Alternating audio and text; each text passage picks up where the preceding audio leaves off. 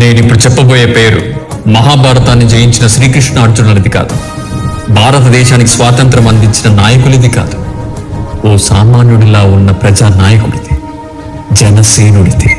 నాయకుడంటే పదవులే ఎక్కక్కర్లేదు. ఎదుటివాడి గుండెల్లో భయాన్ని చంపి ధైర్యాన్ని నింపి నేనున్నాననే భరోసా ఇస్తే చాలు, ప్రజల గుండెల్లో గుద్దుతారు ఓట్లు. ఆ నాయకుడి పేరే కోనిదెల పవన్ కళ్యాణ్, జనసేన అధినాయకుడు. రాజకోటలు దిగి మన కోసం నేలకొచ్చాడు. గెలిపించుకునే బాధ్యత మనది. గెలిపిద్దాం.